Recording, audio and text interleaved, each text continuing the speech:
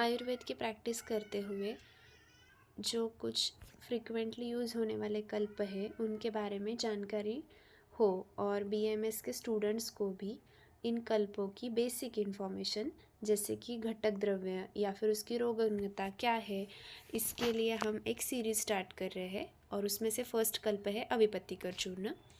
अविपत्तिकर चूर्ण is described in तो भेषज रत्नावली, वंगसेन संहिता और रसेंद्र सार संग्रह, रसेंद्र चिंतामणि में इसका रेफरेंस मिलता है।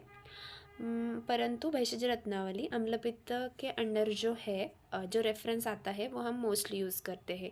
तो उसमें क्या है, त्रिकटु त्रिफला मुस्तंबिडश्चैव विडंगकम एलापत्रश्च चूर्णानि समभागानि कारयेत् सर्वम् एकीकृतं यावल्लवंगम तत्समं भवेत् सर्वचूर्णं द्विगुणितं त्रिवृत चूर्णं प्रदापयेत्। मतलब इसके जो इंग्रेडिएंट्स है जैसे त्रिकटु है, त्रिफला है, इसमें मैंने हर इंग्रेडिएंट्स कैसे काम करता है वो एक्सप्लेन किया है। तो त्रिकटु और त्रिफला, तो फर्स्ट इज त्रिकटु। मोस्टली त्रिकटु दीपन, पाचन और वातानुलोमन, शूल प्रशमन काम करेगा। और जो त्रिफला है हमें पता ही है कि वो भी दीपन, पाचन और अनुलोमन कार्य करता है। उसके बाद जो है त्रिकटु और त्रिफला 7 घटक, और जो त्रिकटु त्रिफला है वो एक एक भाग रहेगा।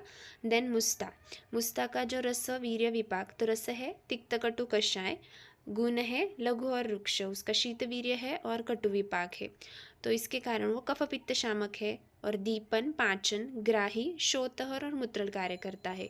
देन विडलवन क्षार है, लघु और रुक्ष है, उसका वीर्य शीत है और वह कफ वात शामक है, जिससे वो दीपन, रोचन, वातानुलोमन और शूलहर काम करता है। देन लवंग विच इज़ हैविंग कटु एंड तिक्तरस, लघु तीक्ष्ण गुण, वीर्य है शीत और विपाक है कटु, दोषघ्नता है कफ और पित्त शामक, कर्म दीपन, पाचन, वातानुलोमन, कृमिघ्न, आमपाचन और शूल प्रशमन, मूत्रल। त्रिवृत्त जो ज़्यादा ज़्यादा क्वांटिटी में है, 44 पार्ट्स इस त्रिवृत्त, तो वो है कटु तिक्त मधुर कषाय रसात्मक। देन उसका गुण है लघु और रुक्ष तीक्ष्ण, वीर्य है उष्ण, विपाक है कटु, दोषघ्नता इज द पित्त कफ शमन एंड शोधन।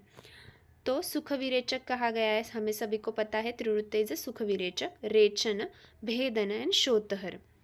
देन सबसे ज़्यादा भाग में अविपत्तिकर चूर्ण में सबसे ज़्यादा भाग क्या है, तो खंड शर्करा विच इज़ हैविंग मधुर रस, स्निग्ध गुण, शीत वीर्य, मधुर विपाक, वात पित्त शामक है और वो बल्य है, बृहन करता है, चक्षुष भी है, वांति हरम परम भी बोला है। तो 66 पार्ट हमें 100 में से डिवाइड किया तो 66 पार्ट खंड शर्करा है।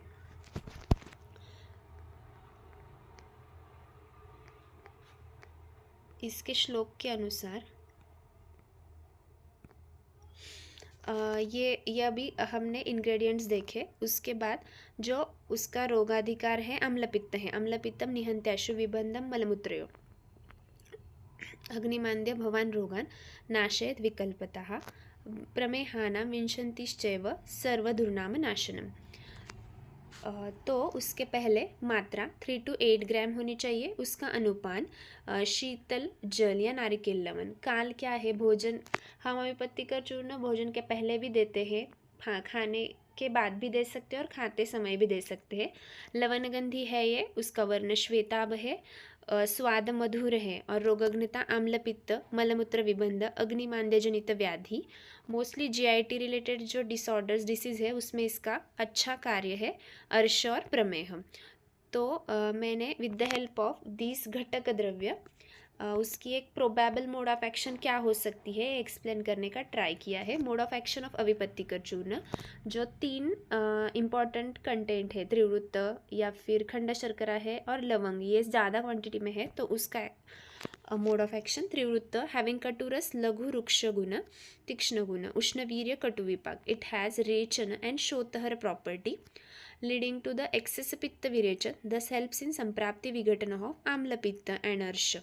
सो सिर्फ आम्लपित्त नहीं बोल सकते, हम जो स्नेहपूर्वक विरेचन देते हैं या क्लासिकल विरेचन देते हैं उसमें भी बहुत सारे वैद्य अविपत्तिकर चूर्ण को एज अ विरेचक द्रव्य करके भी देते हैं, बट क्वांटिटी थोड़ी ज़्यादा रहेगी। then next is the ingredient which contributes major quantity of अविपतिकर चूर्ण is खंड शर्करा. अब यहाँ पे ऐसा भी एक डाउट आ सकता है कि खंड शर्करा मैक्सिमम है और हमने रोगाधिकार में प्रमेह भी बोला है, मतलब श्लोक में आया है. तो एक्चुअली भाव प्रकाश का एक रेफरेंस है कि यहाँ पे जो खंड शर्करा है ये रिफाइंड शुगर नहीं है जो हम डेली यूज़ करते हैं. तो खंड शर्करा ये कफ शामक है, एक भाव प्रकाश का रेफरेंस है. सो उससे कफ या फिर प्रमेह नहीं बढ़ेगा, बट जिनका अनकंट्रोल डायबिटीज़ है उनमें हम ये नहीं यूज़ कर सकते. परंतु प्रमेह में इसका कार्य कारण भाव ऐसा रहेगा कि जो क्लेद है उसका भी ये पाचन करके वहन करता है, तो इसलिए अविपत्तिकर चूर्ण हम यूज़ कर सकते हैं. तो खंड शर्करा विच इज़ हैविंग मधुर रस, स्निग्ध गुण, शीतवीर्य, मधुर विपाक helps to decrease the symptoms like रुत्कंठदाह, तिक्ताम्लोद्गार, रुल्लास, as it is described in भाव प्रकाश as वांतिहरम परम. लवंग, third important part, having katu tiktaras, tikshna guna, शीतवीर्य, कटु विपाक. So it has दीपन, आमपाचन, वातानुलोमन, Shool प्रशमन activity which helps to tackle अग्निमांद्य विकार and associated Shool. Rest all ingredients possess कटु, तिक्त, रस, लघु, रुक्ष, तीक्ष्ण गुण, उष्ण वीर्य and कटु, मधुर विपाक having दीपन, पाचन, वातानुलोमन activity ideal in all Agnimandiya Janit and Amaj Vikar. So thank you.